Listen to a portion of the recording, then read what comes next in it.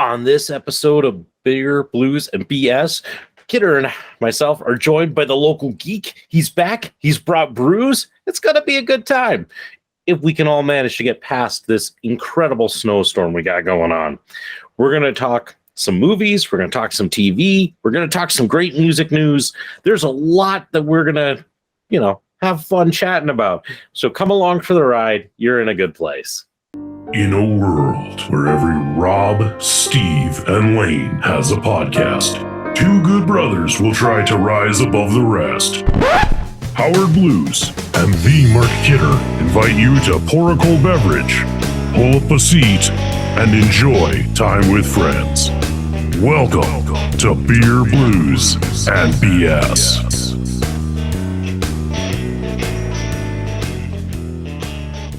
Good evening, ladies and gentlemen, and welcome to Beer, Blues, and BS, the podcast that looked straight into the eyes of Snowzilla and didn't blink.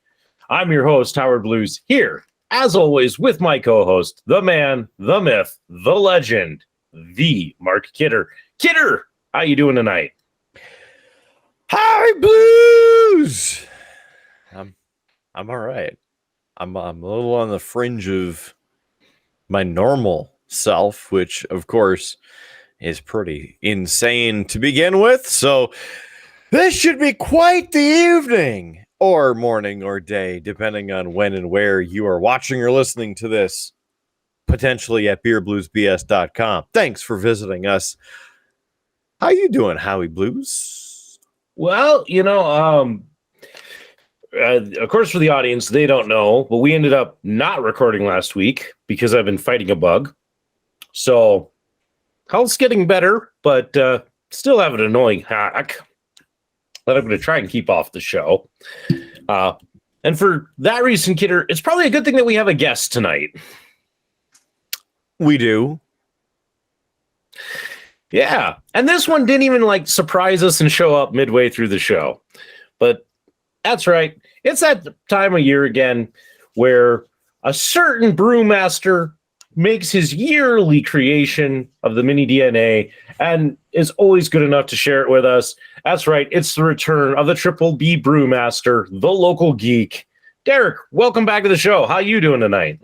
Thanks, guys. I'm actually kind of in the same boat you are there, Howard. I'm getting over something and have a little bit of a hack that I'm going to also try to keep off the shows. So see what we can do with that. So I guess for that reason, you may end up kicking the door down and joining us and leaving mid-show, for all we know. Well, I didn't take any NyQuil, so hopefully don't pass out while I'm on the show. We haven't had that yet. I mean, that we know of. I'm sure plenty of people have fallen asleep listening or watching, but not on the show. Not yet. Oh, I think I killed Howard.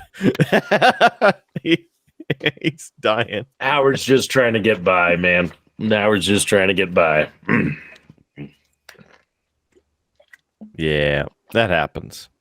Well, I'm glad that we're all getting by. And I think I know a cure to help us get by.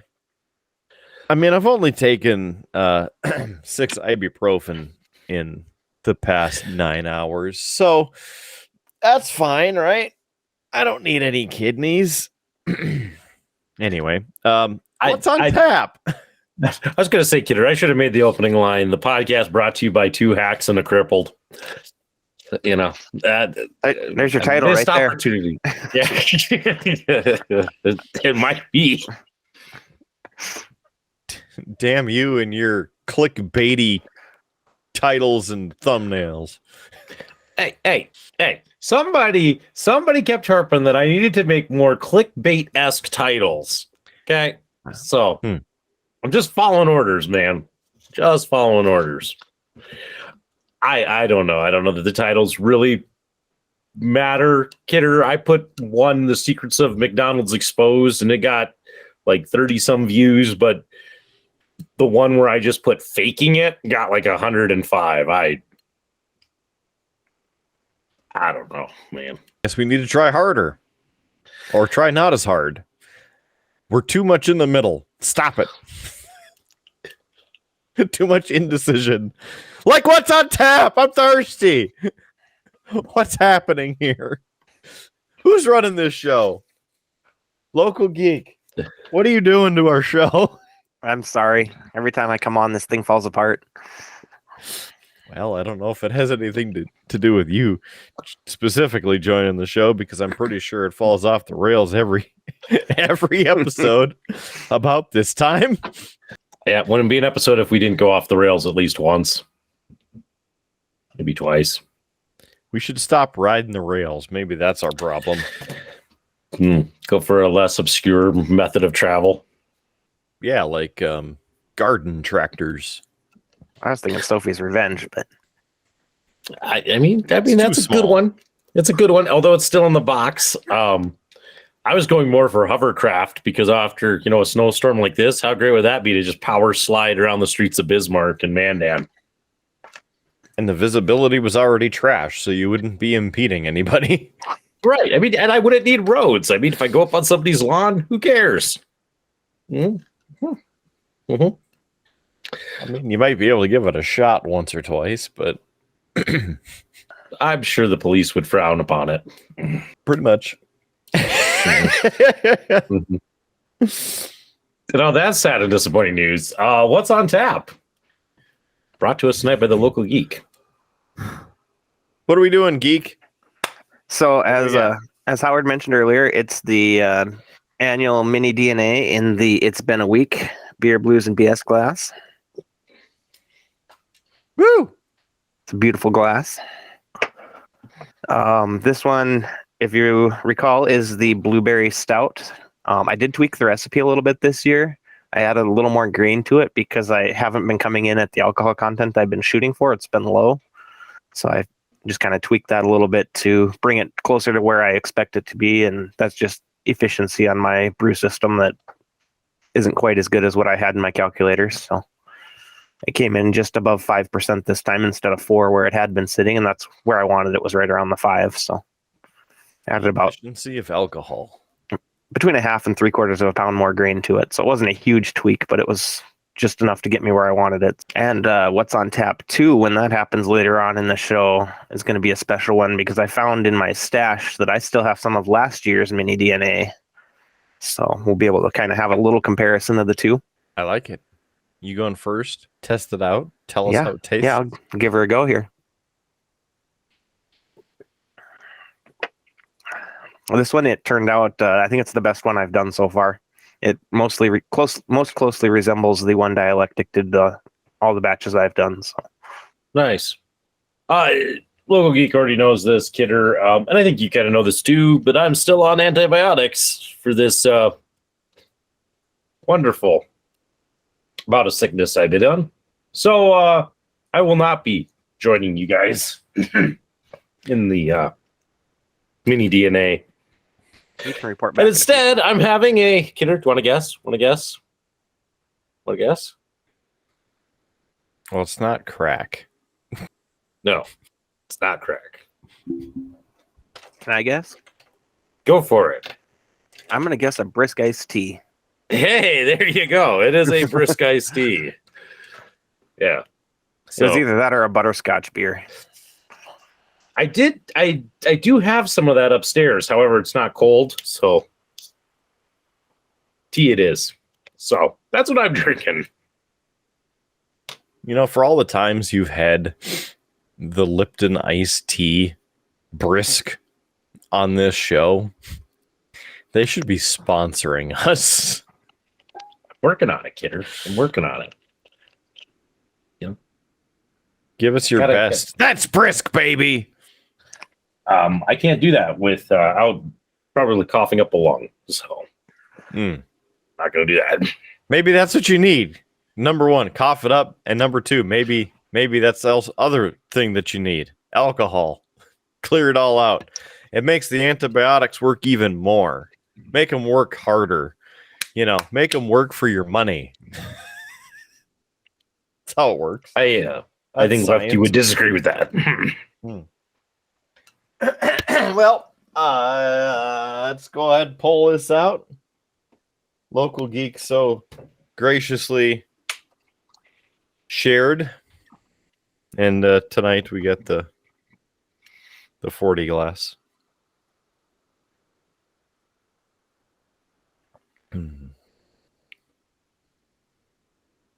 Oh, that's interesting.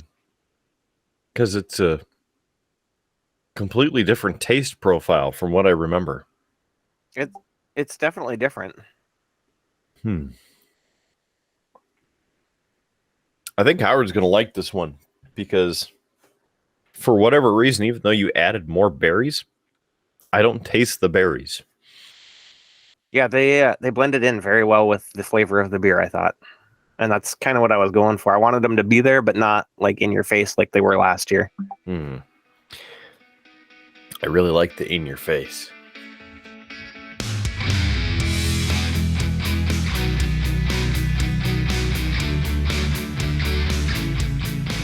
That's a nice one. Thanks, Local Geek. Thank you. Good Thank work. you. Your beer cage. Cage. Both. I got to figure out what I'm going to make for my next one. So, and when, since it's wintertime, I need to coordinate it with my brother to use his garage again. And if it's still wintry enough outside, I think I'm going to either try to do a porter or a wee heavy. I know JS Gunslinger will love if you do a porter. He'll be all over that. The thicker and chewier the beer, the better. Good luck. So what's everybody been up to? I mean, Snowmageddon 2022 Part 2-2, 23 inches of snow in Bismarck, 22 in Mandan. It was a day yesterday and a day today. I had to work yesterday and made it to work fine, made it to my house fine. However, got stuck touching my driveway because that's where, it had drifted in even more since I had left, because I think between the time that when I had left and came home, it had snowed another 8 or 10 inches. So that's bound to happen. So got the snowblower out and spent an hour and a half clearing the driveway and the car. Turned off the traction control, no problem. And they make it tricky in the new Subarus, by the way. You have to go into a menu in your infotainment and navigate to the right tab and then use the toggle to turn off the traction control. That's how it is in mine too. Mine's a Chevy. That was my mistake earlier. I was getting out of my driveway to make some room and got stuck right behind the driveway, and they're fiddling with it, trying to get that to turn off so that I can make my wheels turn so that I can get going again. Yeah. I had cleared out all the way around all 4 tires, and so my car was just up on a little 2-inch pedestal of snow. And with that on, it wouldn't go. And I was like, really? Oh, right, traction control. And I'm like, where is that again? Because it's only been, well, let's see, that was April, so 6.5 months ago. I'm like, where is that again? Click, click. Ah, here it is. Yes, son of a bitch. Whoa, straight in, no problem. I'm like, that would have helped. I also have to mention, because I had to make a stop at one of the hardware stores yesterday for a few items, home project, because I knew last night and today really didn't want to go anywhere and wouldn't be going anywhere, so stopped at the one up north there where you save big money, and it was great. There were like 10 people in the store and the normal 10 employees, so I got to casually stroll around.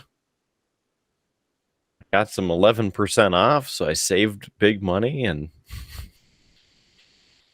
it was nice. I wish that going there was like that every day. So you can walk through the aisles. It's reminiscent of the time when Howard and I stopped at the one in Grand Forks looking for a wooden dowel. We found 2 different employees. One of them had no clue where it was. The other one was holding a wooden dowel, but was too small. We go, "Where did you get that?" And he goes, "I'm trying to put it away." "Do you know where they are?" "No, I'm trying to find out where they are too." All right, great. And so we had a clan going through the store. Is that about how you recall it going down, Howard? We found more than 2 employees because we did like a full lap of the store with people telling us to go to different spots. You know, it's like, we're looking for a wooden dowel. Oh, back by paint. So we went and looked by paint, ran into somebody there. "Hey, where's this?"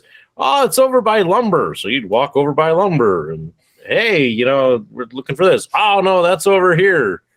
Yeah, we Son of a bitch, we were just there. Yeah, we did like 2 laps before we finally found where the wooden dowels were.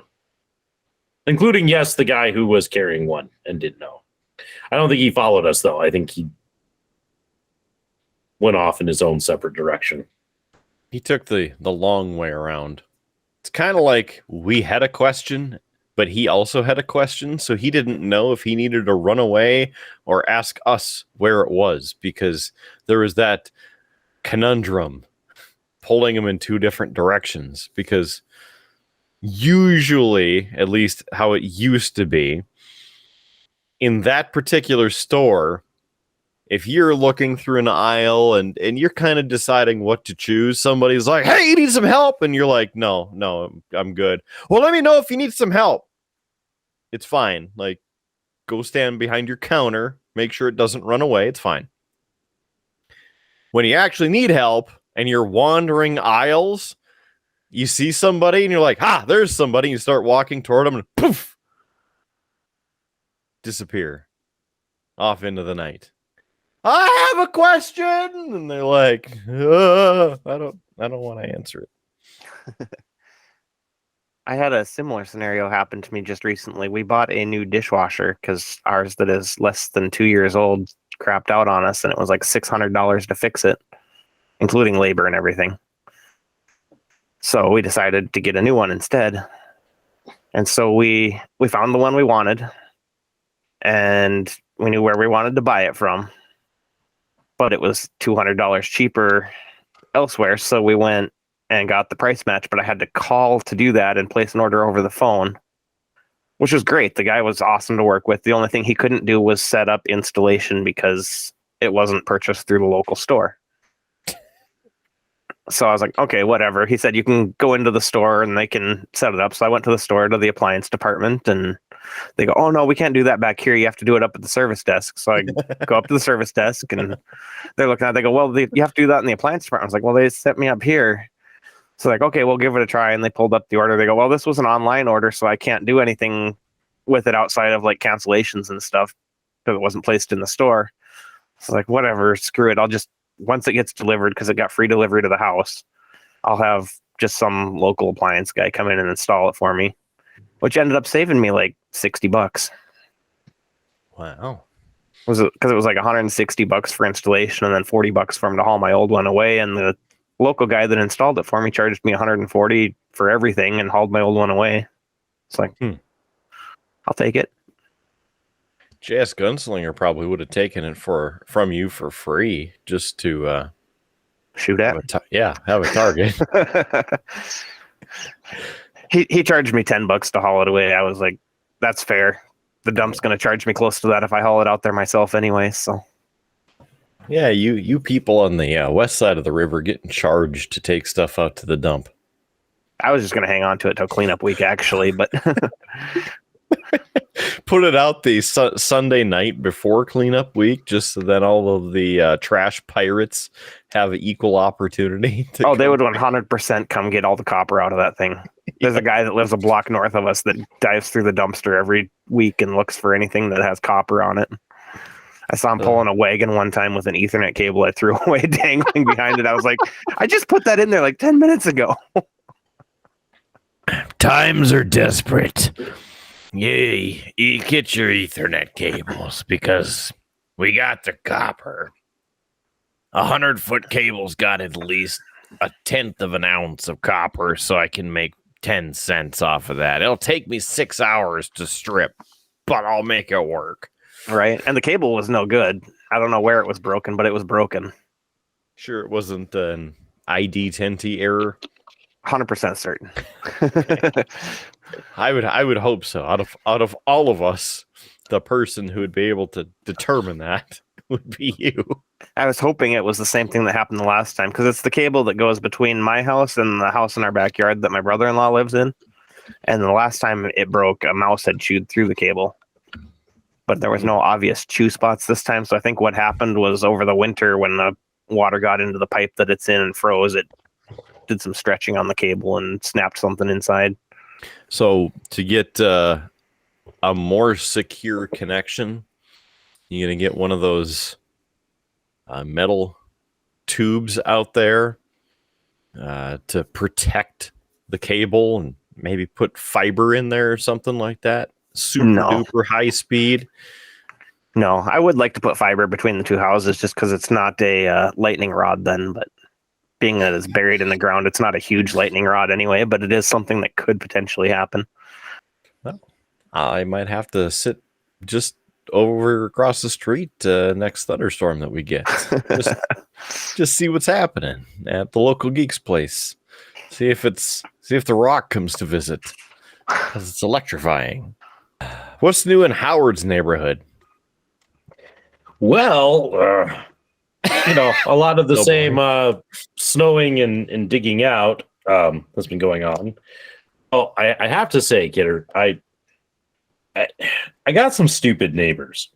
I have a couple of really good ones, including my very next door neighbor, Ken, who was so kind after I cleared, about maybe 50% of my driveway by hand with a shovel.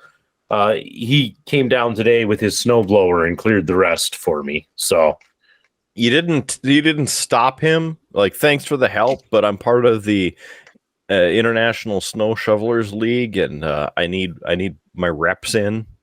You didn't. At that point, I was desperate for the help. Oh, okay. Because there was a lot left, and it'd kind of been my third time clearing that, like 40-50% of the driveway, because it kept filling in as fast as I could shovel it. Somebody didn't wait till it was done. No, because it would have been worse. Because I knew exactly when I got to this stuff that I hadn't touched before, because it was bad. Anyway, so he was a good guy, but I had in my because I live on a cul-de-sac. Up at the top of our cul-de-sac, there's a family, and I don't know how many people live in that house, but they have like 8 cars, Kidder. If you've been over, you probably have seen it. I mean, it was so much that most of this summer, they parked 3 cars down between my and Ken's house, just on the street. So they have one of those, 4Runner side-by-sides, not quite a car, not quite an ATV, kind of a cross between the two. And their teenage boys had been taking that out. It's like yesterday morning when I was out shoveling, they came whipping around the corner, it's practically sideways, got up to the middle of the cul-de-sac, did a cookie, they were having fun. But last night they got it stuck going through. And stuck right in front of my house, of course, at the start of the cul-de-sac. They eventually came and dug a trench. But here's the thing, Kidder. The trench they dug is on the far side of the street from me. So it's not down the middle of the street. It's not near me. It's on the far side of the street. Now, because these guys are teenagers, instead of doing like the proper thing, which would be to shovel it out of the street, they shoveled half of it out of the street and the other half further into the street. Awesome. So now, today, I'm sitting in a thing where I got like 8, maybe 10 feet of snow still between me and this channel where I could drive out if I wanted, with a nice little berm right at the end of that because they piled snow up digging this stupid 4-wheeler out. So that is of a little bit of annoyance. And so I'm still snowed in unless the city comes through. So here's hoping. Eventually. They're working on it. Yeah. That sounds about right. I too have stupid neighbors and some good neighbors. There was one neighbor who this morning used a snowblower and the dog was actually pulling their small child on a sled. So it was like a double duty. Just went up and cleaned the sidewalk off and the dog was following, pulling the kid. So that was nice of them to clean off the, quarter inch or inch of snow that was there. But there's others who, when you get your car stuck and they're out snow blowing, they just continue to be a dick and finish what they're doing and go back inside and stare at you from the window. And then text their buddy across the street to also just stares at you in the window. I'm like, why? I would have at least thought about helping you, but not anymore. Oh, by the way, not that you care, but, your children and animals always come into my property. But that's my problem, I guess. Mm-hmm. Right. Kidder's not bitter. Oh, I'm not bitter. I just know the power of the law and what's called trespassing.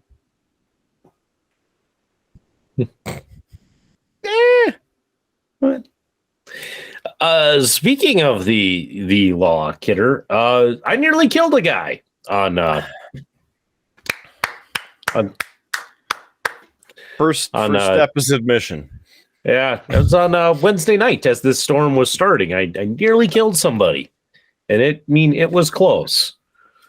So Wednesday night, you guys might recall this storm started off with some lovely freezing rain. Oh yeah, that we got. So I had stopped at the Cashwise up north by my place just to top my tanks off on gas. Just always good. Always, I don't know. It's always my policy, especially when the snow starts to fall. If you get to half a tank, fill it up because you never know. Filling that up, I come out of the furthest north back entrance to Cashwise, and I'm just going down that street, kind of between Cashwise and Ace Hardware. And there's the intersection there on 43rd with a stoplight and a crosswalk.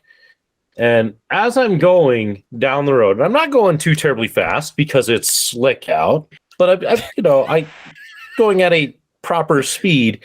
When 72. All of a sudden I realize as I'm cleaning my, got the wipers going, try to clean this freezing rain off.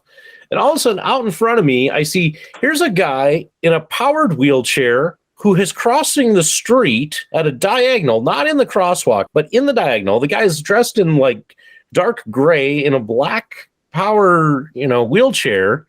And it's like, oh shit, where did you come from? Because that road's a bit on the curvy side. So I'm immediately hitting my brakes, which of course then my car is swerving. So I'm trying to keep control of that. I come to a stop, but I nearly hit the guy. It's like, what the hell are you doing driving down the middle of the lane in the dark, in the freezing rain, wearing black? You just use the damn crosswalk. Did you ask his or her name? No. Was it a dude? I believe it was a dude, but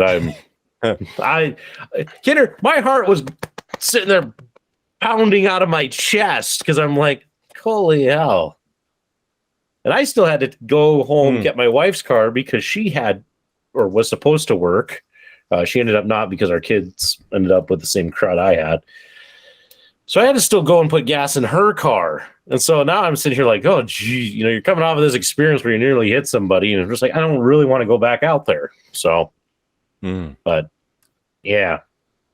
The question No, I didn't stop. I was just curious if it happened to be a former food and facilities chair when we were on the residence hall boards at UND. Because if you remember, that gentleman would cruise around, and our first year there was a blizzard and he was out cruising around in that and ended up getting himself stuck on the sidewalk, and somebody happened to be walking by as he's got the stick jolted toward the driving forward, and the wheels are going, and somebody pushed him and he just kept going. He didn't even say thanks. Yeah. Or he'd try and run us down in the concrete hallways. Remember that? Yeah. I was just curious. Yeah, no, it really was. It was one of those like, man, why are you on the road? No lights, no reflectors, nothing to catch anybody's attention. And of course, I'm watching like the interstate or the intersection, looking at the lights, trying to judge because, again, roads are slick. Got to slow down. Is the light going to be green? Am I trying to look at all of that stuff? I'm not looking for person in wheelchair coming up my lane. Not even in the side, just up my lane, like up the middle of it. That's what Howard gets for judging lights again. You're just not supposed to judge him, Howard. This is 2022. You're not supposed to judge. The lights are what they're going to be. Okay. I'm just saying, if you're in a power wheelchair in a rainstorm, don't jaywalk. Don't do this. Especially at night. Ugh. Yeah. Or don't drive down the middle of the street. Yeah. Some simple things. That's how it goes. Well, I'm glad that you didn't find the electric wheelchair with your bumper. Yeah. Yeah, I don't even want to think about reporting that one to the cops and how that conversation would go. Plus, nor would I really want to be in the paper as guy hits, person in motorized wheelchair, because you just don't win in that. You don't, Well, so, I mean, the wheelchair definitely wouldn't win. Yeah. So that's kind of been my snow stories. And as I said, I'm stuck here until the city comes and takes care of the rest of the street. Unless I do a lot of digging, and I don't want to dig all that out. I still got to dig out one sidewalk. So, Brother Nico and Rude Boy Kyle just said that I should put a plow in the front of my car. So, I mean, if you got some steel sitting around, just put it on one of the bumpers of one of your vehicles and just go. You're fine. I was kind of in the same boat as you, Howard. I shoveled out my sidewalk just like a one shovel width, and then I went down the one side of my car and cleared behind it to the street level. And then I looked and I was like, there's like 8 to 10 feet before I can get to where people have driven on my street still, and it's 2 feet deep.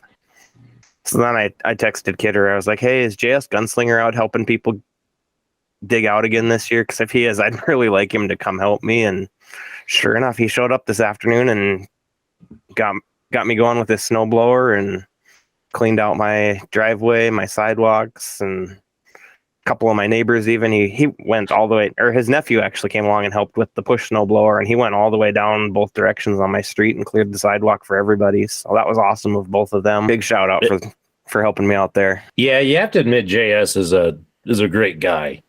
Yeah, he is. He does that. I hooked him up with some beers. I knew he liked the chewy ones, so I made sure he got a Chernaya Koshka. Yeah, I told my wife, because our littlest one, she's sick, and if things got bad, we would have to try and get her to the emergency room. Which, as I said, I'm not getting out anytime. I told her, I said, the first thing I'm doing is calling Kidder and getting JS's number, because I'm sure JS would come and help me get out, or at least if anybody transport. So it's nice to know that he's out there. He didn't, unfortunately, have his skid steer ready for winter. I don't know if he didn't have the bucket on it or what exactly that means, but he had a like a lawn tractor with a snowblower attachment on the front of it and then a manual snowblower. It'll do its thing. It's just, not always as fast. Yep, exactly. It got the job done, and my driveway and the parking spots on the street that I use look fantastic. And as of this point, we don't have any video from earlier this year of him doing shitties in parking lots and with the skid steer. I did send a picture of him driving his snowblower, so I'm sure Howard will put that up at some point. Or future Probably Howard will already put it up, has. I should say. Yeah, I was gonna say future Howard probably already has had it up. We He's on won't top know of it. until the future, though. That's true. That's true. When future Kidder and future local geek go back to look at this and go, what all did future Howard do? Gotta keep an eye. He does stuff. He does. Things happen. That's why I make sure I keep giving him beer so that he doesn't do too bad of things. That's not going to help you. I've given him all kinds of beer, and sometimes he's still an ass to me. You got to give him good beer, Kidder. I give him great beer. Have you given him cold smoke? I can't illegally obtain cold smoke because, I don't go to Montana. I try and stay away from Montana. I don't know why. Probably just because Howard left. There's a reason Howard left Montana. Pay and benefits. See, there's a reason. So I can't go to Montana anymore. I am excited to see what you think of that other one that I gave you, Howard, from Kettle House. Yeah, I'm excited to try it, and might have to be my first one once this crud is gone and I'm back to drinking. I will say I did enjoy that one. I know when I sent the text message, I said I would give it to you guys if it would provide content, but I actually did enjoy it and thought you might as well. I have some content. What do you mean? I in the care package from Local Geek, which I appreciate, the tasty mini DNA and the cold smoke, but I open it up and in the bag I see a turd. And I'm like, really, Local Geek? Why would you put this in a bag?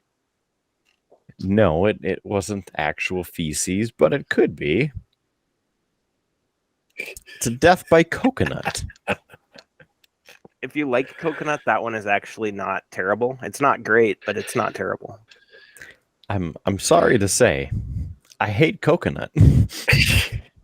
Then you probably will not like that one. I despise coconut. I hate the taste. I hate the texture. Most of the time, I don't even know why it's on this planet.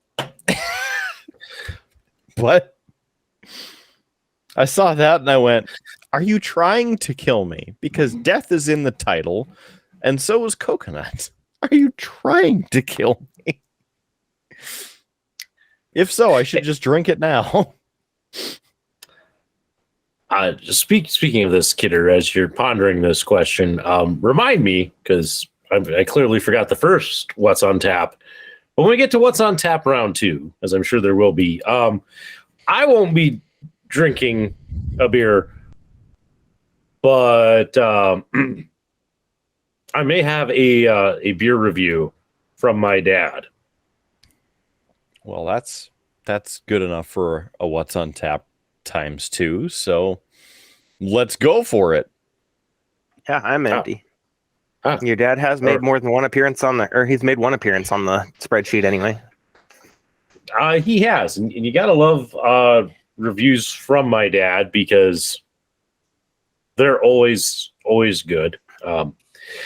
So my parents came over for Halloween because everybody wants to see the kids in their costumes, but if we go out to my wife's parents' place and my parents' place, and my brother lives in town, the kids wouldn't get to really do they'd spend more time in the car to do all that. So my parents came in, and as they were pulling up, I quickly ran out to my beer fridge, grabbed a particular beer. Kidder, you've had this one from the Distilled Brewing Company and their World Sour series. It was none other than the key lime pie beer. Yes. And as my dad came in, he made the joke of trick or beer, and I handed it to him, and I said, it could either be good or it could be bad. It could be a trick or it could be a treat. And uh-oh. It looks like both of you guys are frozen. I see you. No, we're frozen, fine. but we hear you just fine. We're fine. Are you fine? We're fine. Guys. Apparently he can't hear us, but we can hear him. This is a sign Howard needs to upgrade his internet.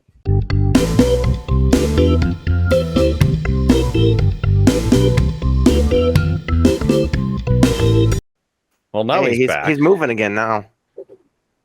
Hey, you guys are alive again. We were able to hear you the whole time, but you weren't moving. So See, I don't know how much the recording got, but yeah. See, and I looked over and Kidder was looking at his computer screen, all frozen, and Local Geek had unfortunately caught you in like mid cough. So it's like, oh, great. So I'm like, I think I might have lost him. Hack is back. Hey, we had a title for a episode titled that.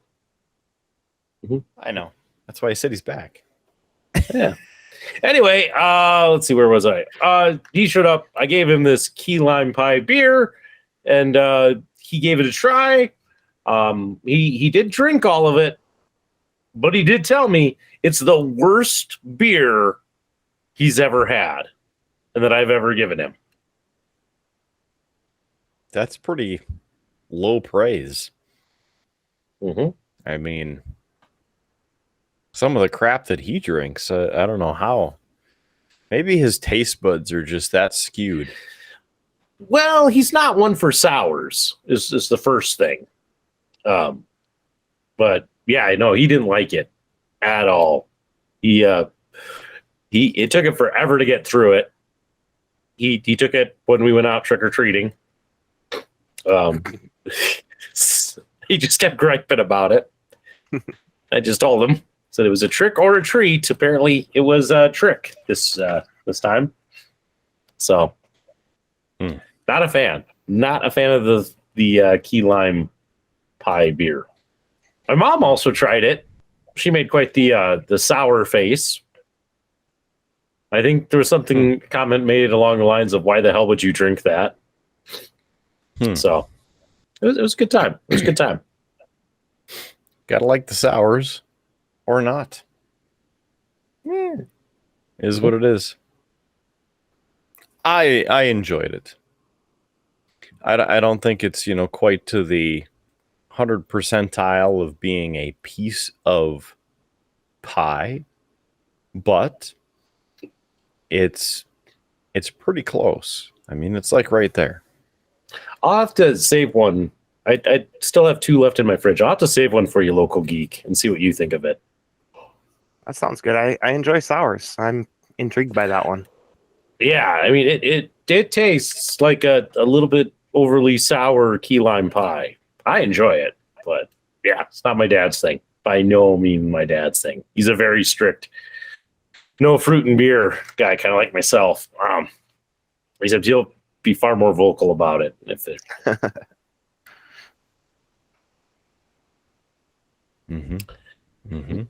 So what are you guys having for round 2? Well, as I mentioned earlier, I've got the 2021 mini DNA, so I'm going to go ahead and pour one of those.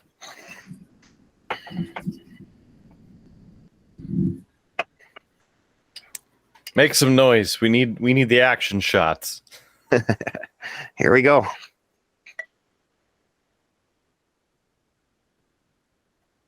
Whoa. That one held on to some foam.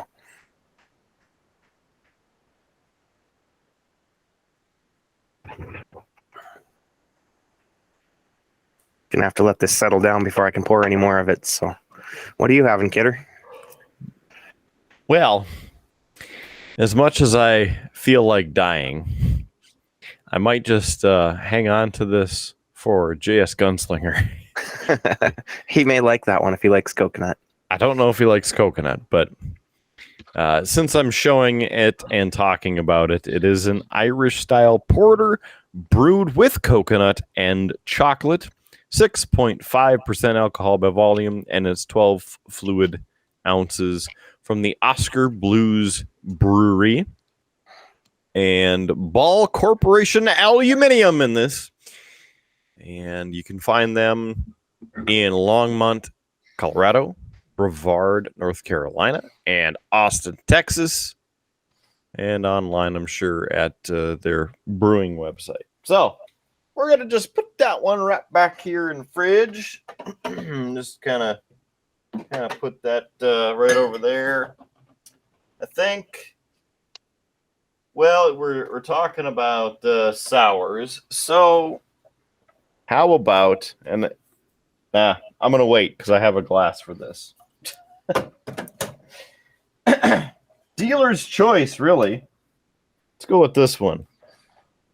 This one's from a nice North Dakota brewery, the Rhombus Guys Brewery, Fargo and Grand Forks. There you go. Picture of Rhombus Brewing Company. This one is the American Amber Ale, an illusion. Nice can on there, the nice label. And they've been brewing and canning at Rhombus Guys in Grand Forks on South 3rd Street. If you haven't visited their brewery, you're missing out. About the beer. To make this satisfying amber ale, we combined, I got to read here, Simcoe, Azaka, and Centennial hops with crystal hops and a hint of chocolate malt. A touch of citrus, plus notes of toffee and caramel equals a delicate balance between the hops and the malt. The only illusion here is how quickly your can will be empty. There's 12 fluid ounces here, 5.8 alcohol by volume, and an IBU of 30. So we'll give it a shot. Of course, out of El Forco Grande, we'll put her in the Fighting Sioux Yeti. Get that rolling. Local Geek, have you visited Rhombus Guys Brewing or their pizza place at all? I have been to the one in Fargo, but at the time, I don't believe they were brewing. Well, if you get up to El Forco Grande, make sure you visit both Rhombus Guys and Rhombus Guys Brewing right around the corner in a separate building. They have slightly different menus. Obviously, the main location focuses on their pizza, which is really good. It is. In fact, the Thai chicken is my favorite. That is one of my favorites as well. It's like I said, it's been a while since I've been there, but I do remember that was a delicious pizza. Very tasty. All right. This one, light notes on the hop end of it, so that's good. Kind of smell the malt and the chocolatey notes coming out of the top of the can.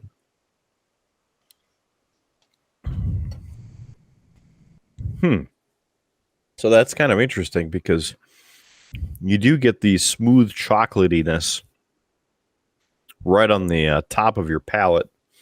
And then just a little, enough of the hops where it doesn't beat you over the head. So nice.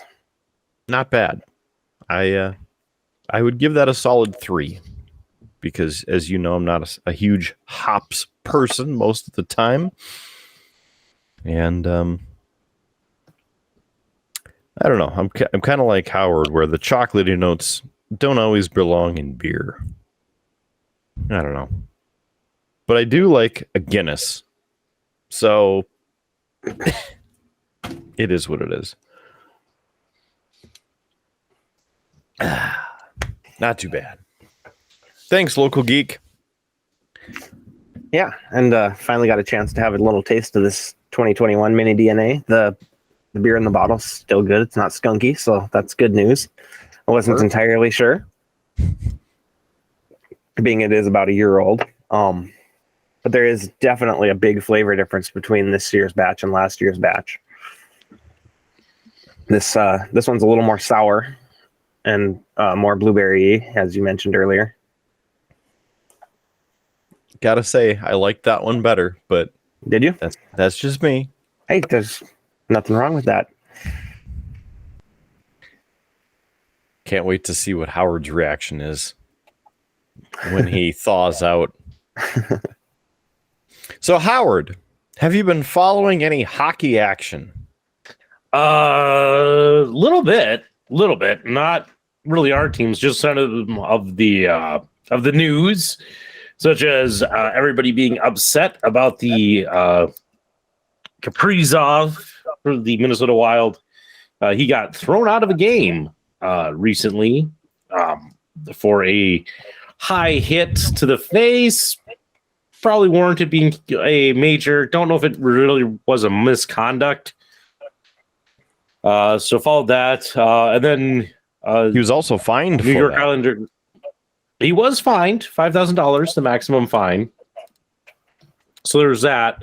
Other than that, the other big news story that I've kind of at least seen a little bit on was the injury to New York Islanders Evander Kane. He actually got cut with a skate on his hand and immediately had to leave the game, which can be a very, very dangerous injury. So wishing him the best to make a recovery.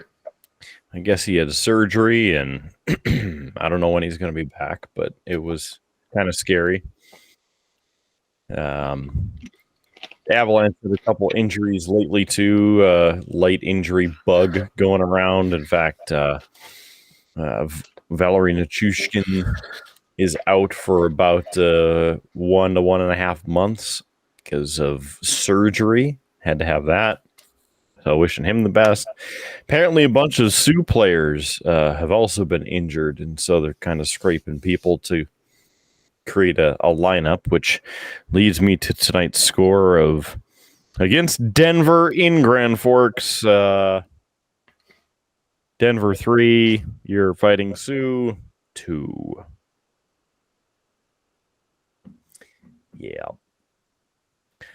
But this would have been Wednesday night. I'm trying to remember what day it would have been, but Wednesday night, Avs played in Denver, and it was the Hockey Fights Cancer night. So the special jerseys, the lavender type colored pregame warm-up jerseys, and then they auction them off for cancer charities and whatnot. The game, very somber note to it because actually it was last night because we were doing the show, so it was Thursday, but a very somber note because Peter McNab passed away earlier this week, end of last weekend, actually on Sunday. And he had been part of the Avalanche and the Altitude organization for 27 years since the team moved to Denver, and has been part of the Avs broadcasts every show, every game in some fashion, working with the community, working with the team. And he had just announced in the spring that he had beaten cancer.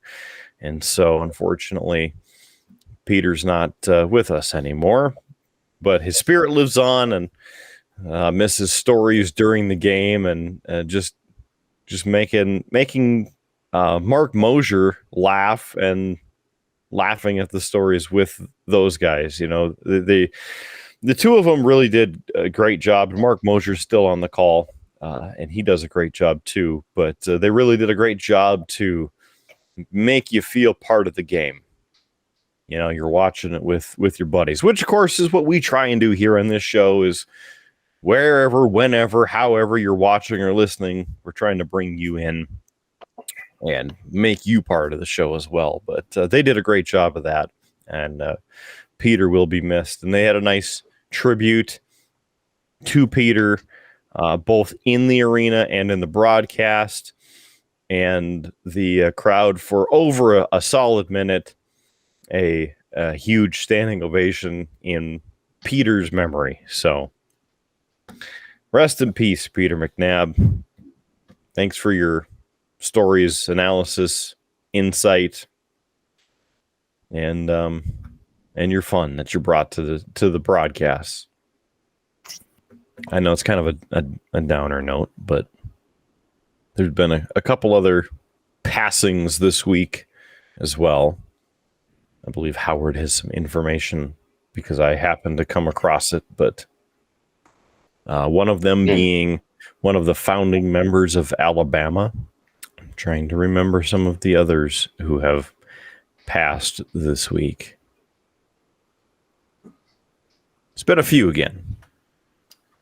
Yeah, I wasn't going to get into all that right now, Kidder, but since you brought it up, actually about an hour or so before we went live here, I saw that Kevin Conroy passed away. People might remember him as the voice of Batman in the Batman animated series, along with he reprised that role opposite Mark Hamill's Joker for the Arkham Batman games. So that was kind of a shocker to see that he had passed. He had was 66 years old and just actually fairly recently diagnosed with cancer. So this was a pretty quick decline. So saw that one.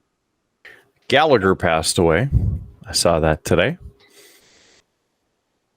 So if you are a Gallagher fan or just hate fruit, our condolences to you. And Dan McCafferty, the lead singer of the Scottish band Nazareth, passed away on November 8th. And he was 76. The hair of the dog. Well, cheers.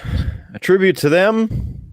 Everybody, maybe if you know somebody or another celebrity or somebody that was influential in your life has recently passed, cheers and our condolences.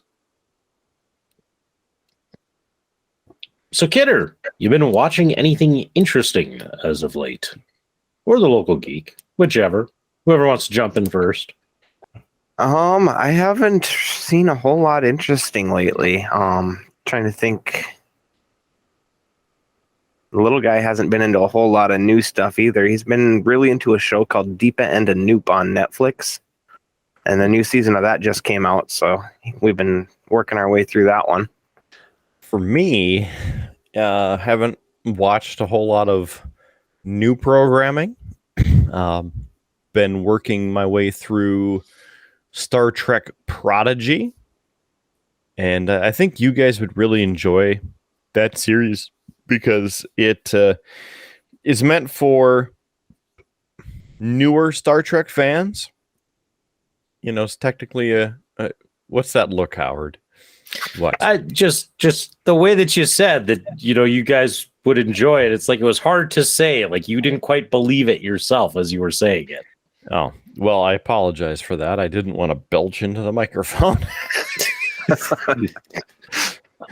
You know, there's a little carbonation in the mini DNA there, so I didn't want to, but you know. So I apologize. You guys should watch this show because it's great for new Star Trek fans or people who are maybe not as familiar with the Star Trek universe as me or Big D. It's an animated show specifically designed for Nickelodeon through Paramount Plus. And so, yes, in the overall scheme of things, it would be more directed toward children.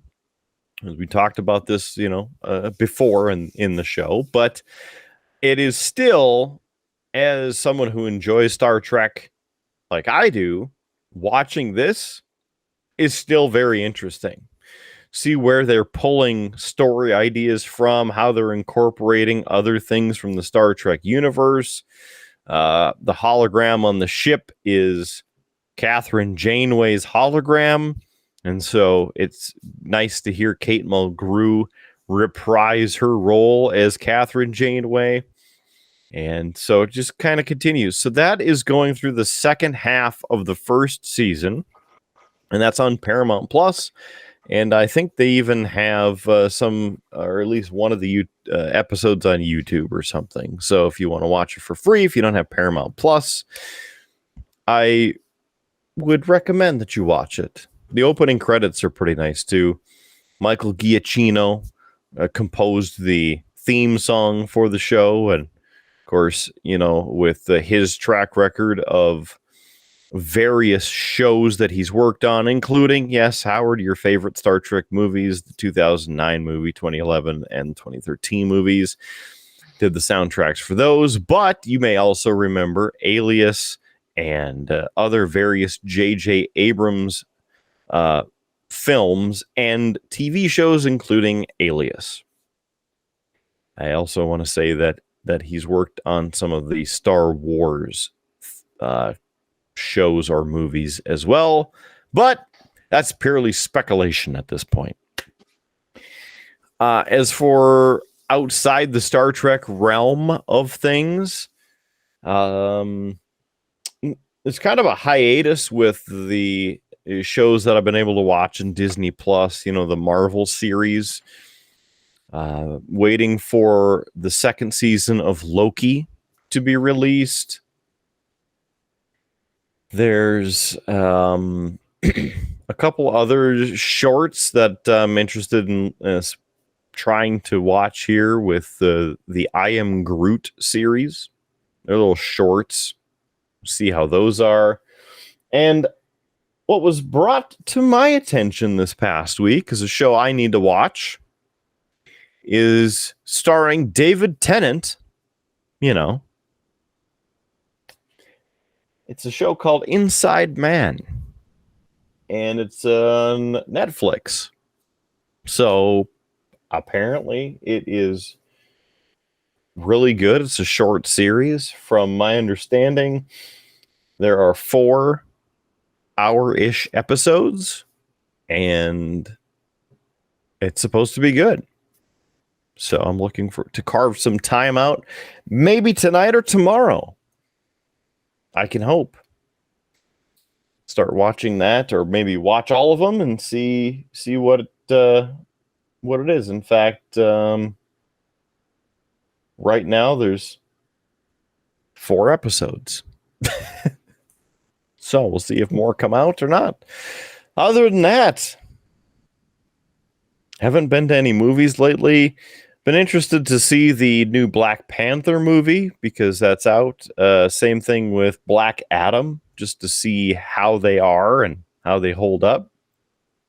Waiting on season 2 of Peacemaker. John Cena had recently shared promo art for that of his hand kind of doing like this, more of a piece, and then eagly, just like sitting on his finger. Or on his hand, I guess. He's doing the, you know what I mean. Anyway, it is what it is. So hopefully some good stuff coming out here in the next little bit. And about 2 months until Star Trek Picard Season 3 airs, and we can see if it's good or if it's another train wreck. It will be interesting to see how the DC cinematic universe goes now that they have taken and put James Gunn into the Kevin Feige position of running it. So they sniped him. I don't know that they sniped him.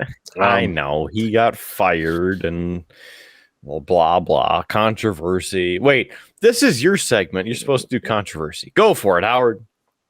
Well, I mean, there wasn't a lot of controversy. Some people dug up some really old tweets that James Gunn had made. Disney fired him, and there was a lot of backlash on that, including the cast of Guardians of the Galaxy saying, "Yeah, we're not coming back if he's not back." So they brought him back so that they can finish what they want to do with Guardians of the Galaxy. But in that time break, he was given the opportunity to do the Suicide Squad sequel, which then spun off the Peacemaker series. Yeah. And they've kind of offered him the ability to kind of be like the head executive producer for all of the DC movies going forward. Something that they had kind of put Zack Snyder in charge of, and then they had problems with the whole Snyderverse. And sounds related to Spider-Man. No, Spider-Man has nothing to do with any of this. Well, you said Snyderverse. It sounds like a Spider-Verse, but worse. How could it be worse than Spider-Man? Because these movies were kind of bad. Yeah, they suck. The Snyderverse started with Man of Steel, then had Batman versus Superman, and then the Justice League movie. The first Suicide Squad movie was in there. It was all supposed to be connected. It was supposed to be DC's answer to the Marvel Cinematic Universe. But Zack Snyder kind of has here's my vision here. It's got to be this way. Like, they just finally released his actual director's cut of the Justice League, which actually makes the movie decent. Whereas before it was bad because they kicked him off the movie and then put Joss Whedon in, and Whedon tried to salvage it. It's a mess. So, but as for what I've been watching a new series with the missus. It's called The Lincoln Lawyer. It's on Netflix. It follows a character by the name of Mickey Holler. He's a defense attorney. He's called the Lincoln Lawyer because he doesn't really have an office. He's in Los Angeles and traveling to all the different courthouses. He basically works out of his Lincoln. So that's why it's called that. But in this particular series, he is a recovering drug addict. He was in a surfing accident and went through several surgeries, got addicted to painkillers, and he's coming off of that. And all of a sudden, another fellow defense attorney is killed, and for some reason, even though they weren't close, left Mickey the entirety of his practice. And so it's kind of him trying to deal with all these new cases, including a really big one, and trying to figure out what the other guy was doing. But it's really good. A lot of great humor to it. If you like courtroom dramas, it's really good. It's got a good mystery to it. It's based off the novel by Michael Connelly. So we've been enjoying that, and it's good. It's really good. So this is the same base content for the movie with Matthew McConaughey. Same character. So, and technically, so the one with Matthew McConaughey, it was the first book in the series. This series is picking up with the second book. So kind of, not that it's a direct sequel, but that's kind of where they chose to pick up the story instead of trying to rehash what was already done with the Michael McConaughey movie. But it's good. It's I'm enjoying it. That's kind of what they did with Limitless. If either of you remember the movie Limitless with Bradley Cooper, where he creates a pill, and it basically unlocks like 100% of your brain capacity, and you're super smart and can do a bunch of stuff. And then, he ends up making a fortune out of it. The CBS made a series out of it where he floats in and out, but it's characters who end up interacting with those pills and kind of the controversy and things, because they're hired on to help solve crimes. And it's a really good series. And then CBS canned it. But forgot to mention, I've also, speaking of CBS, I've been also watching the second season of CSI Las Vegas, which kind of fits into what we're talking about, where it's not specifically a continuation of the series, the original CSI, which took place in Las Vegas, but is more of a continuation with different stories and new cast members. With the first season, Bill Grissom was in the series, William Peterson, but his character's name, Bill Grissom. They floated in and out, and then the second season, they're like, "Nah, we're not going to be in it, but we'll work as like executive or associate producers to help consult on the series." And then they brought back Marg Helgenberg to reprise her role, and she has been in season 2 as they continue that. They're trying to make it like the original CSI, which is great, but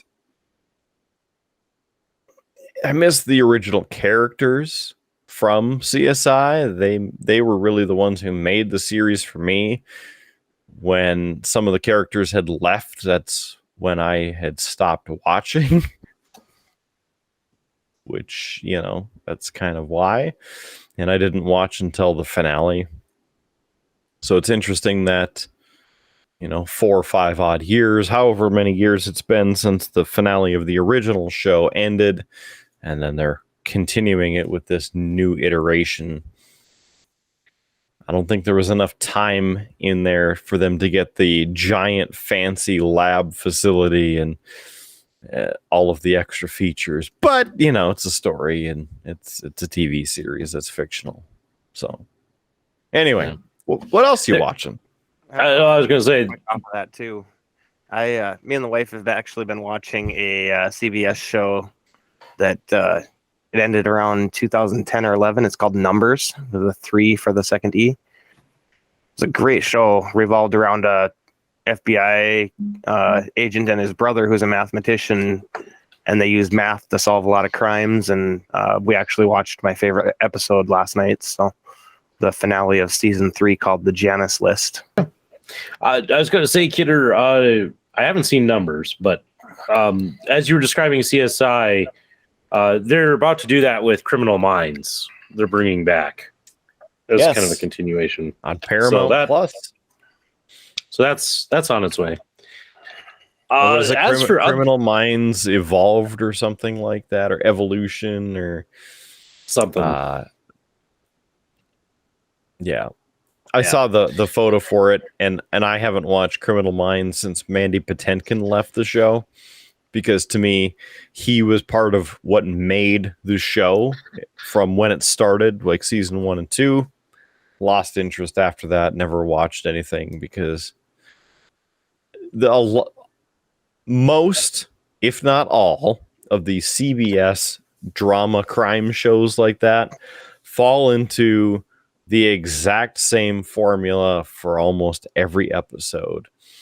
And while I like watching it, it gets very tiring. And the FBI and their 2 offshoots of FBI, I watched 1 episode of FBI because let's see, it would have been one of the series or season premieres recently, but it was on Paramount Plus, and I'm trying to remember the actor's name, but he has been on several shows, including LA to Vegas, which was a hilarious show on Fox that got canned after pretty much 1 season, which was stupid because that show was brilliant.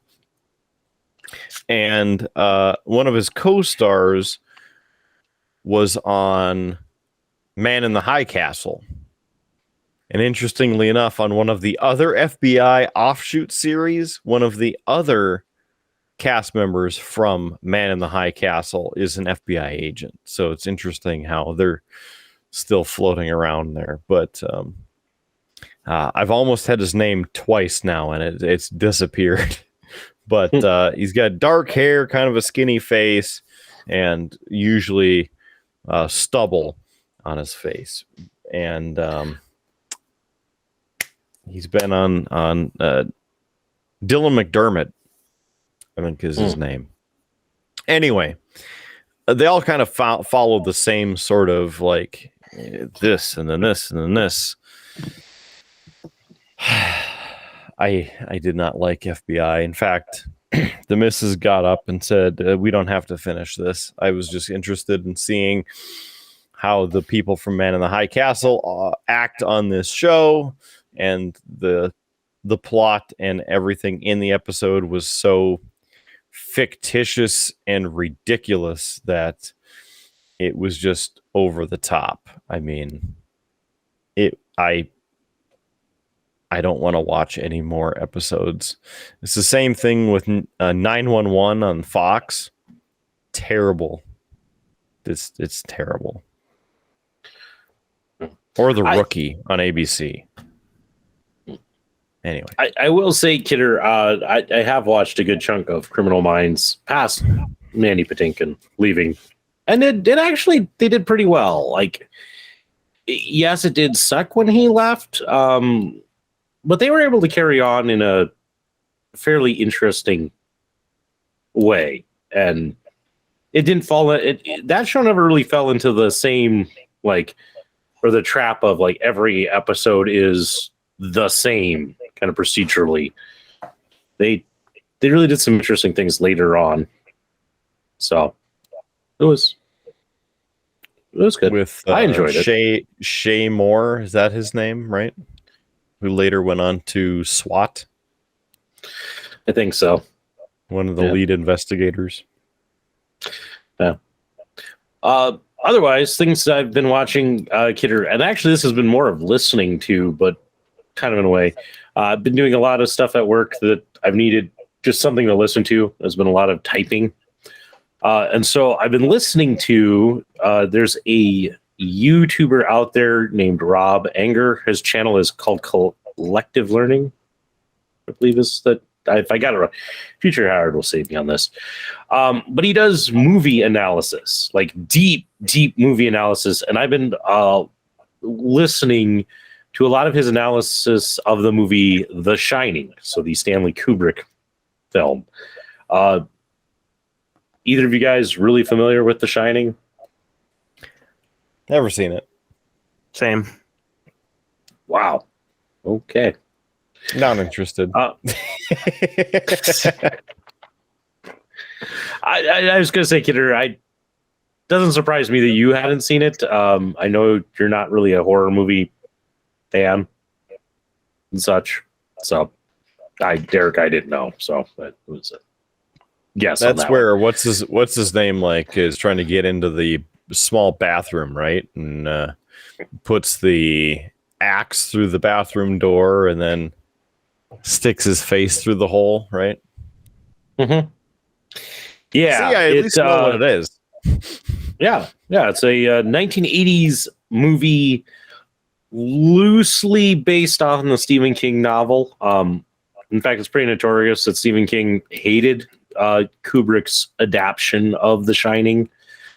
But it follows a small family, Jack, Wendy Torrance, and their I said that terribly. Jack and Wendy Torrance and their son Danny, who are staying over winter as the winter caretakers of the Overlook Hotel, a hotel in the high Colorado Rockies. They're the only ones there in isolation, taking care of the building.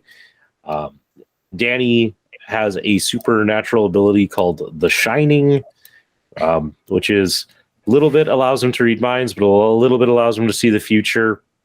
And basically, while they're there, his dad, who is a former alcoholic, basically starts to lose it and go mad as the hotel turns to corrupt him and such. Is that Jack Nicholson? Yes. Yep. It stars Jack Nicholson, and Shelley Duvall is Wendy. And I'll say it's a movie I first saw. Gosh, I was in middle school when I first saw it. And I will tell you, on my first viewing, I thought it was a terrible movie. Because Well, we were supposed to we were watching it because it was like our Halloween. Hey, we're gonna watch a scary movie, and it's surprisingly not that scary. Kubrick, in part of his kind of take with it, kind of like he put the supernatural elements into it, but at the same time, it's not really your classic ghost story. You know, usually if you're in the haunted house or building, it's dark and cobwebs and things like that, and there's no cobwebs, and usually it's all well lit. Usually if the ghosts are appearing, it's in a brightly lit spot, and so it doesn't come off scary is kind of the general take. But there's a lot of things that he does kind of throughout that to mess with you, including purposely having continuity errors, to represent, if you've seen any horror movies with ghosts, you probably know the trope where like the camera moves over to show something and moves back and the furniture is rearranged. Well, Kubrick kind of did that very subtly, not making a point of it, but just having things appear and disappear in the background and such. Like Future Howard. Kind of, yes, like Future Howard in some aspects. He made the building itself, so the whole set of the Overlook is completely impossible. Like people have tried to match it up to things. Windows that should be looking outside really would be facing a wall and things like that. And it's just to create this disorienting effect. He did a lot of really kind of cool things. And this Rob Anger guy does a really amazing job of breaking down a lot of symbolism and such that Kubrick works throughout. And it's really just fascinating to listen to. So I've been listening to a lot of that, and it's got me wanting to go back and watch The Shining again. I have watched it since I watched it in middle school, and I have come to enjoy the movie for what it is. And it's all right. I'm not a huge Kubrick fan. I think a lot of people give him a lot of credit for a lot of genius, but I will tell you, of like the 4 movies I've seen of his, I haven't enjoyed any of them. I think The Shining is the one that I've come to love the most, but I've seen others like Full Metal Jacket and Dr. Strangelove, and just been like, well, I saw something. Don't know how I should feel about this. And, and that's just kind of the way Kubrick is. I don't think you watch his movies for like enjoyment. I think you watch his movies to think is and to analyze and to break it down what he's trying to say. But that said, as I was doing this, another channel popped up, and I was curious if you guys are familiar with this YouTube channel called Cinema Sins. Either of you guys seen this? No. I just watch our stuff on YouTube or the KRDN weather stream. Well, all right. So let me rant a little bit here about this channel called Cinema Sins. I have watched some of it. It also kind of is a look at movies, but what they do is they go through the entire movie and point out every sin, everything wrong with the movie, and they keep they have a running total at the top. And I used to watch this because it was kind of an interesting. I started to watch it thinking, this will be interesting to see maybe some of the things people point out. Maybe it's continuity errors, maybe it's mistakes, cliches, just bad writing. But it's a little bit of satire that they have kind of got put into it. And so now they like sin things for the stupidest of reasons. So like no movie is anywhere close to perfect or good in their eyes. Like every movie, when you watch through, it's like has 130 sins throughout the whole thing. And it's just kind of stupid. Avoid that one. That's I'll tell you, if you haven't started watching it, it'll make you mad, especially if you go in and watch something that like a movie that you love, it will annoy you and make you angry. So, because even though they're doing it for satire, just the things they pick on, it's just like, gosh, this is stupid. Nobody cares about this. So I wish I had a better example. I did when I originally wanted to talk about this last week, and I've been a week removed since I last watched any of these, but Yeah, that's what I've been watching as of late. Well, Sure. we're kind of still on the subject of podcasts and horror stuff. Do you guys mind if I plug a friend's podcast? Go for it. It's called He Hears You, and it's a friend of mine who wrote a horror anthology, and his podcast is basically he's reading this anthology in a different order than the book is written, but in a way that makes the storytelling aspect of it make a little more sense. He's a local Bismarck guy named Luke Ganji. He's moved out to Portland now, but he's doing really well. I like how he's done it. He gets into character when he's reading it and makes it really interesting. You know, if there's a movie that you want to watch to make you think and to appreciate the cinematic and graphic masterpiece of the time, you should watch the 4K remastered director's cut of Star Trek: The Motion Picture. Phenomenal. No.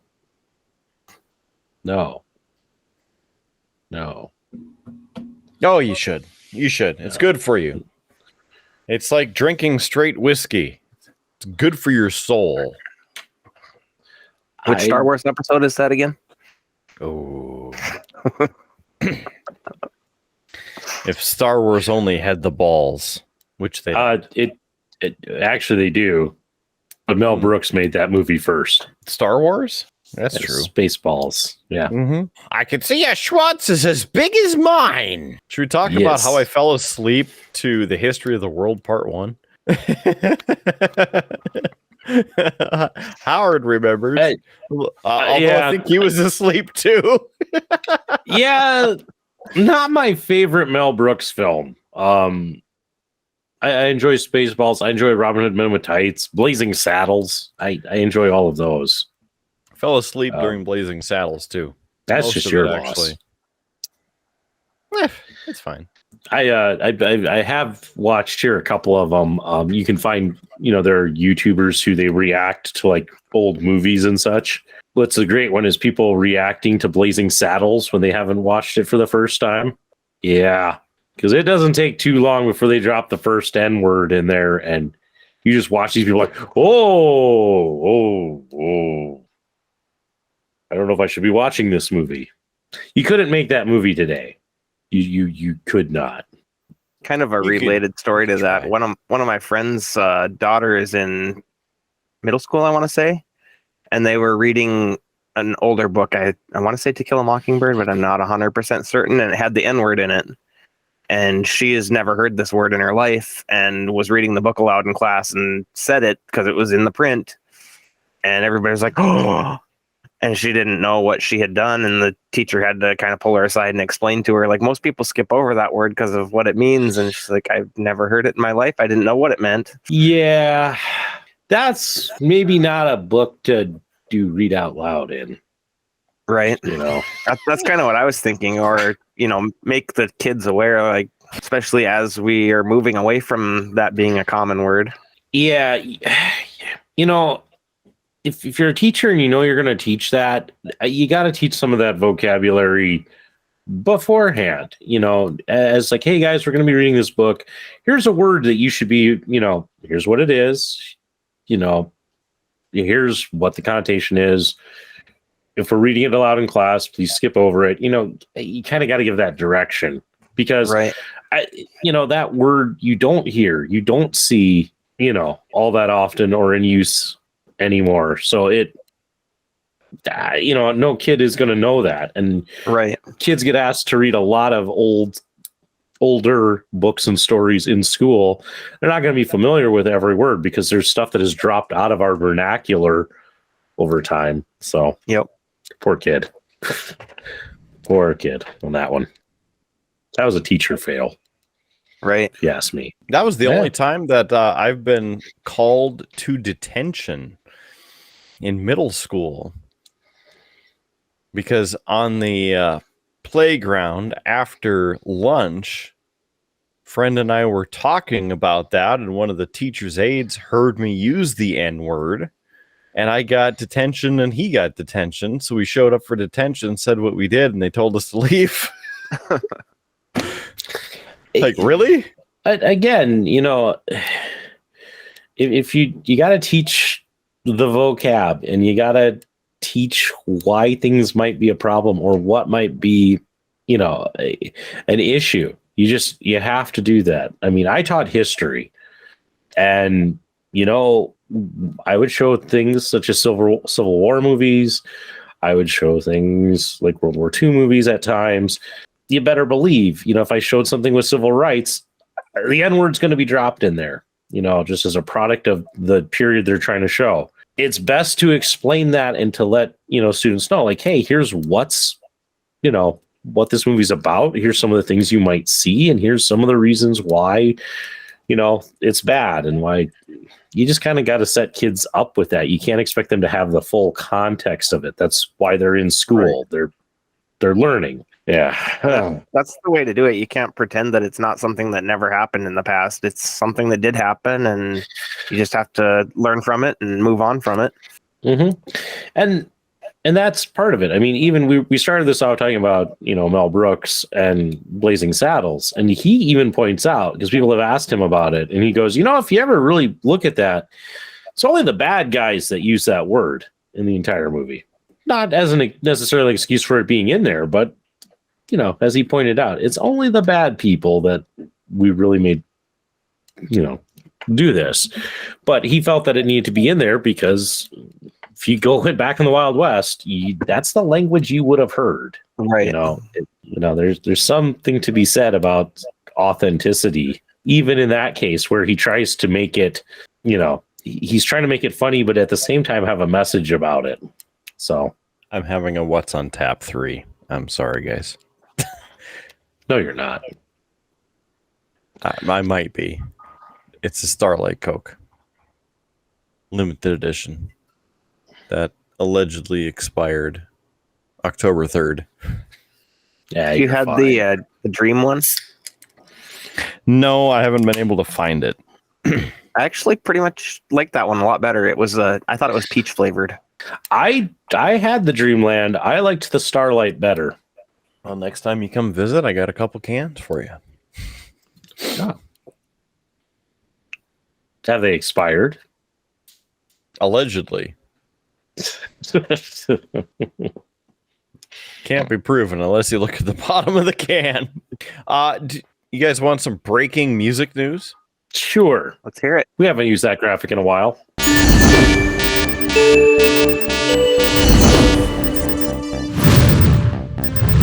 Well, good. You need to talk before you do that, Kidder. No, I don't. Breaking music news, indeed. It was generally reported earlier this week, but you know how speculation is, and I don't like speculating on speculation. I have the 100% good to go on this. It's been confirmed. Lacey Sturm has rejoined the band Flyleaf. She is the original lead singer of the band, and I'm hoping there's going to be some new music. They'll get some new singles out and start killing it again as a collective. I was super excited to hear that news. Mm-hmm. She was a fantastic singer for that band. I mean, she was fantastic on her own too when she did her own little side project. But yeah, with Flyleaf, solo music since. And the other, and I can't recall the singer's name who took her place, if you will, as the lead singer of Flyleaf. She wasn't bad. No, she wasn't. They had some good music as well, but with Lacey returning to the band, the original band, at least as a sonic version, back at it, I'm extremely elated that that has happened because, I'm kind of a purist when it comes to that. Unless extenuating circumstances occur and like the lead vocalist dies, you really have two options. Go find another band, make a different band, or find somebody who sounds exactly like that person, which Journey did and Boston did. So I give them props, and Alice in Chains did as well. So I give them props for being able to work with what they have. However, bands like 3 Days Grace, they should not be a band. They should be My Darkest Days, because Matt Walst is My Darkest Days, not Adam Gontier, who is no longer with 3 Days Grace. So we've talked about that. I'm not going to go into it because I'm going to get agitated. And Howard's like, We're doing this again. I'm surprised you didn't take it back to the classic of Van Halen. Well, I mean, Van Hagar was all right. You know, I enjoy both. I also enjoy both with the one we were just talking about, and I'm blanking their name now. Alice in Chains, Journey, Breaking Benjamin. Breaking Benjamin.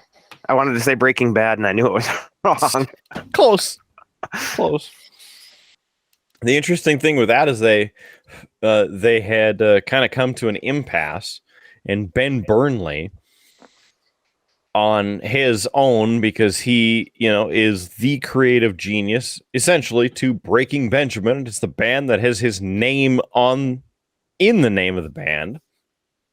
Put out a greatest hits, and then the band members were pissed because they made an updated version of Blow Me Away featuring the other band, Valora.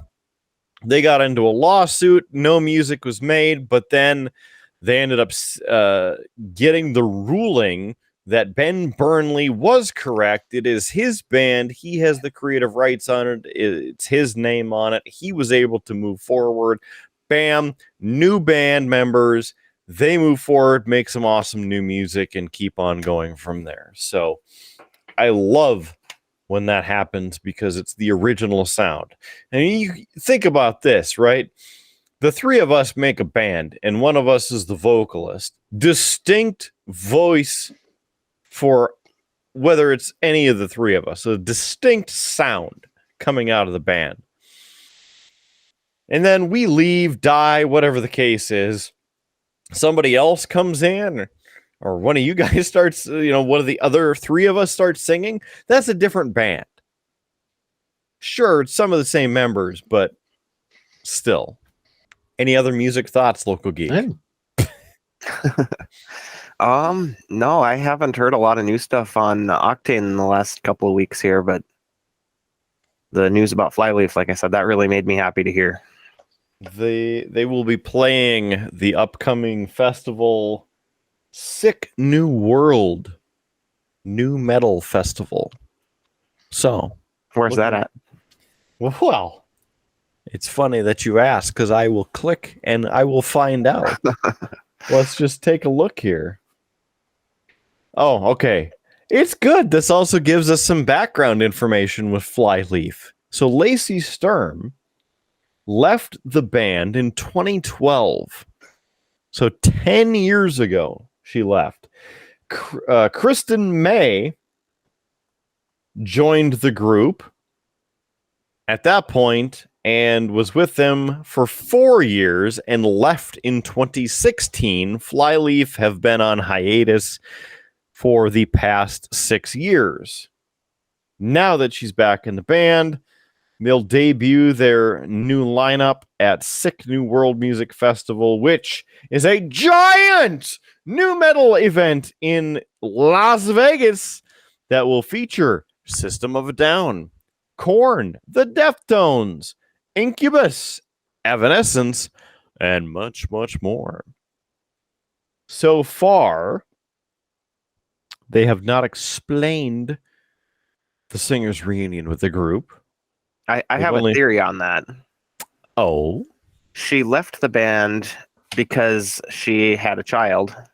So that child is now roughly 10 years old. So my theory is, the child's now kind of starting to go off and do their own things and not spending as much time with mom and dad. So Lacey's got more free time again. Interestingly enough, I think, if I remember, correct me if I'm wrong, but you and I were at the Skillet show, correct? Yes. We ran into each other. The awesome thing, well, sad and awesome thing is, and I'm blanking her name out of Skillet, the drummer. Jen Ledger? Yes. She was sick, and she's the backup vocalist because they're married, correct? Not those two. The lead singer and the drummer, isn't it those two, or is it? I know it's the other girl that's married to him. Okay. we're getting the web picked together. It's not like we actually research this shit before we do it. So give us a break. A side note there too, at that Skillet concert, Luke, who did the podcast I plugged earlier, was with me in that one. That was the name of that show on his birthday. That podcast again. He hears you. Lacey Sturm was filling in for Jen Ledger on that, at least our show. I don't know if it was multiple shows or what was going on, but at least for our show, we got to hear Lacey Sturm with Skillet, which I thought was cool. I don't recall that, but that definitely was cool, and I wish I would have remembered that. Yeah, it was very unique, and I caught that they announced because she came out on stage to sing with them, and there's definite difference in the singing of Jen Ledger versus Lacey Sturm. Oh yeah, both very fantastic vocalists. Right. But it put a new spin on the Skillet music as they were singing it, and I love it. So I'm happy to bring back, maybe, hopefully, if I can, unlock that memory in the depths of the local geek's trap mind. Not so much. Yeah, it's not sticking with me, but it was also Luke's 21st birthday, so that's why I remember that it was his birthday. You remember not remembering. I gotcha. If I only remembered the date, then that would be something. I'll see what I can find. But there's that. Other music news that I want to mention: ZZ Top recently played a show. Did you guys see this or hear about this? I did. No reason for it, but the bassist played a 17-string bass guitar, and it was so ridiculous. It looked like a meme. That is kind of an insane bass. It looked fake, right? I didn't see pictures of it. I just saw that they had played something, and I'd remembered that one of the members passed away a couple years ago. So yeah, so at apparently unexpected that this was happening, but November 5th, their current bassist Elwood Francis busted out a 17-string electric bass on stage with ZZ Top. They were playing at the Von Braun Center in Huntsville, Alabama, when he showed up and did the thing. They were playing it. And last year, as you mentioned, their local geek, their longtime bassist Dusty Hill passed away. So the quote from this is, quote, "The bass in Francis' hands wasn't a 4-string or a 5-string bass guitar, nor was it a 6-string model. No, this yellow-finished, low-end behemoth was a 17-string bass. They were playing Got Me Under Pressure, originally on the album Eliminator." As somebody who plays bass, I can't even imagine trying to get your hand around the fretboard on a 17-string bass. Yeah. So I posted the link, and you can see the Loudwire article from that. But the picture, it's like a meme. To me, it's a meme. I don't know. It's like somebody went in Photoshop and then made the fret runway bar, whatever, the whole neck of the bass just obscenely large. Yep, that's about what I imagined, is trying to get your hand around that. Just not even close to possible. Any other music news? Yeah, gents, want to share? You haven't heard any music? Oh, terrestrial radio still sucks, by the way. I just want to throw that out there. No, I haven't listened recently, but I have an extra reason why that I'll tell you guys afterward. Well, gents, we are coming up very quickly on the whole Black Friday, Cyber Monday, all of that kind of shopping shenanigans. That's all coming. I know, Kidder's favorite time of the year. I love this way more than Christmas. I hate Christmas. Christmas sucks. But Black Friday, yeah! Let's go! Let's get it on. Sorry. Anyway, I think you guys both know Reaper Miniatures is one of my favorite companies. They just put up on their website what one of their big Cyber Monday deals is going to be, and that is the return of the great gigantic figure from Bones 3, the Maal Draker model, which I will bring up.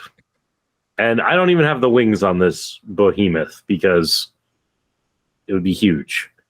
But this is Maal Draker. And there's also one more base piece that his hand would be resting on that, again, it's a lot to hold. But yeah, so finally making his return to the store. So if anybody did not get their chance, this is basically Reaper's take on the D&D deity known as Tiamat, the five-headed dragon. So yeah, one of these days I will get around to painting this thing, but it's a huge project. And when this came out, there were people who actually would paint this thing with a size 0 brush and would do it in 7 days. And for those uninitiated in the world of painting,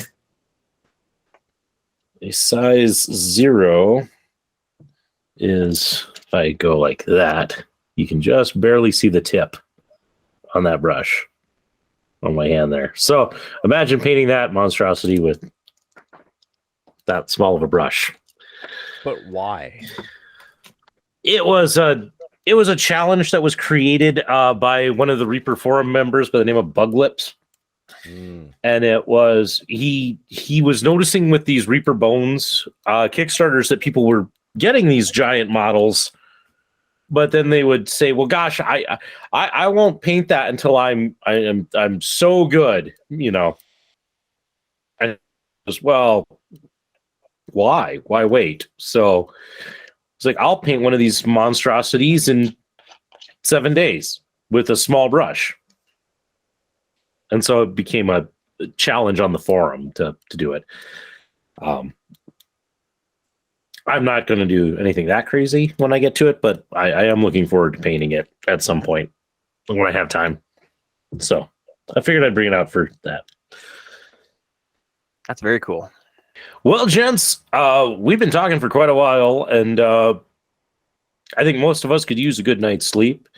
So it's time that we probably wrap this show up. And to do that, Kidder, we're going to need some cheap plugs.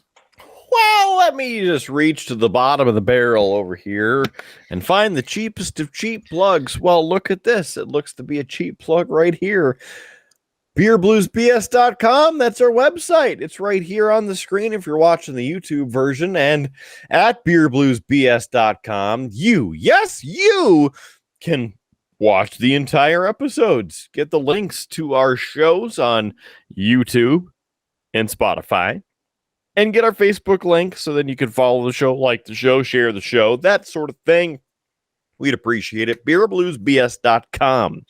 While you are there, please visit our merch store. Just click the text right at the top of the screen that says merch. Visit the merch store. You can pick up a sweet glass like Local Geek has about the Triple B, or maybe it's been a week, or maybe any of the other themes that we have on there. Lots of designs. BeerBluesBS.com. Click merch, t-shirts, sweatshirts, pint glasses, photo frames, towels, many things on there. BeerBluesBS.com. Click merch. Please and thanks. And right now, yes, now, you can get some happy holiday Howard savings by using the keyword Howard. What? Now he muted himself. It was just the way you said it. It just cracked me up. Oh, I thought you were like, oh, we're talking about this again. Should I say something? You're forfeiting your 20% on this to give everybody else a deal. It's 20% off, man. Right? Local Geek's excited. 20% off. He's so excited that he's just speechless. Classic local geek. You've seen it on the screen the whole time here. beerbluesbs.com. Click on merch and type in the keyword Howard for those happy holiday savings of a non-hellacious store. Keyword Howard. Have a happy time shopping. Right there. beerbluesbs.com. Click merch. Keyword Howard gets you 20% savings on the merch store. That is store-wide. So if you get a sticker or perhaps a pint glass, perhaps a shirt, it's all 20% off. beerbluesbs.com. Click on merch. And obviously you found us and you've stuck with us to this point. So number one, thanks. But number two, if you didn't know, the video version's on YouTube. Please subscribe to our channel there. We are also on the audio versions on every audio platform that's out there, including Spotify, Pandora, iHeartRadio, Amazon Music. We are also on Google Podcasts, Apple Podcasts, Stitcher, TuneIn, IMDb, Player FM, and if you are subscribed to an audio platform, search Beer Blues NBS, and we're probably on there. If you would, please click subscribe, and additionally, please hit the share button and share with your friends, share with your groups. We appreciate it because sharing is caring, and getting us in front of more people will help us make the show mildly better. And if you're on the Facebook world of things, you can find Derek's Home Brewing, the Local Geeks Home Brewing Adventures, right there on Facebook. He shares updates with the tasty brews that we had and whatever else he's up to in his beer cave. The whole process right there, right on Facebook. That's what you search for, right, Local Geek? Yeah, it's Derek's Home Brewing Adventures. The Home Brewing Adventures with the very own Triple B Brewmaster himself. Find it on Facebook or in the show notes. Just scroll down a little bit. So, Local Geek, thank you for being on the show. Thank you for joining us, fighting through the snow to get on the show. I know it was very difficult getting from upstairs to downstairs with all of the snow, but you made it. I appreciate it. I'm sure Howard appreciates it too, but I don't know if he unmuted himself yet. Well, thanks, guys, for having me. And another big shout out to JS Gunslinger for taking care of my snow for me. I'm sure he's just really happy to have some tasty beer to take home with him. I sent him with 4, so. Holy crap. I don't know if they're going to make it home. Well, the one of them's 11%, so I'm hoping he waited until he got home. I'm sure it'll be fine. Although he has a high tolerance. You know, he's been over here a couple times on the show. So the birthday bash was a good one. That was a good one. That was fun. He found out how comfortable the couch was. It was one of those shows. Hey, that's all good. Better than driving, right? That's absolutely correct. We want you being smart about things, and even if you have too many, here at the Triple B, we support smart drinking choices. And if you drink in excess, well, either have a ride, be smart about it, or number 2, have a place to stay where you are. And that's what's great about the Triple B, because, well, it's in our house somewhere. So if we're at one of each other's places, we at least have a couch to sleep on. And we all know that Howard knows what it's like being a couch guy. So I still have that couch. It's a great couch. It's well slept in. All right. Before we say some other incriminating evidence, we better get the hell out of here. So, for Local Geek, thanks again for the tasty beverages. Thanks for sharing. Thanks for being on the show. Thanks for making the time. Howard Blues, appreciate you showing up too, because, well, I mean, the show just wouldn't be as interesting if it was just me blabbing away for 2 hours. Let's be honest. We don't need that. Anyway, let's get the hell out of here. For Howard Blues, For the Triple B Brewmaster himself, local geek, I am the man, the myth, legend, Mark Hitter. Thank you for joining us for this and every edition of Beer, Blues, and BS. We appreciate you. Thank you. Sharing is caring. Like, share, subscribe. Thanks again. There's free beer tomorrow. We'll catch you on down that old dusty and snow-covered Tuscan highway. And don't forget to keep your glass at least half full. We'll catch you on the next episode of Beer, Blues, and BS. You have been listening to a UA production of Beer, Blues, and BS. If you enjoyed the show, help others find out about it by rating the show or leaving a review at your podcast listening service of choice. Thanks for listening, and may your glass never be empty.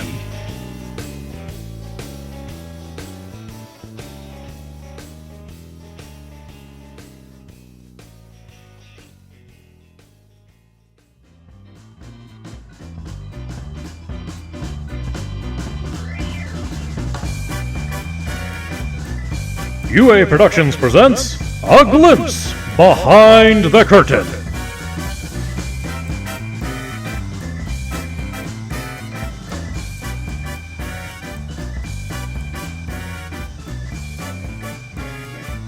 I don't think he had to work today. I know he worked yesterday. So.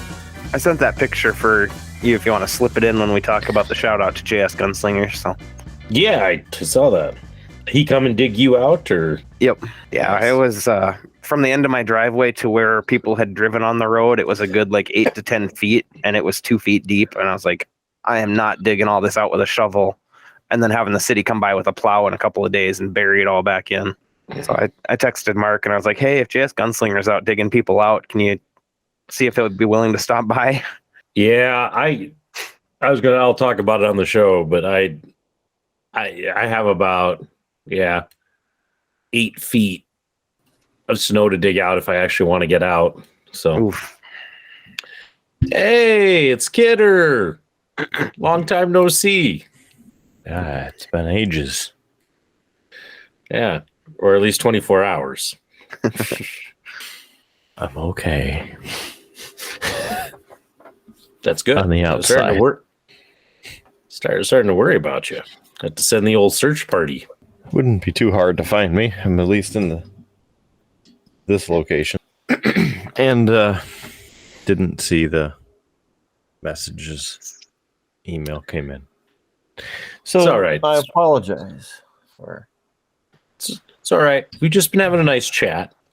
Well, gents, are we ready?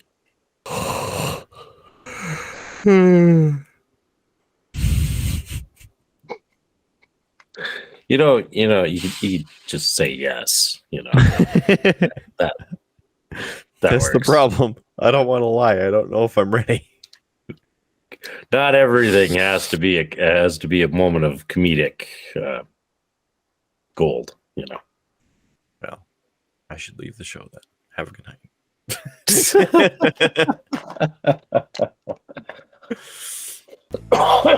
You might have to come back. I think you're the only healthy host at this point. So I just feel crippled.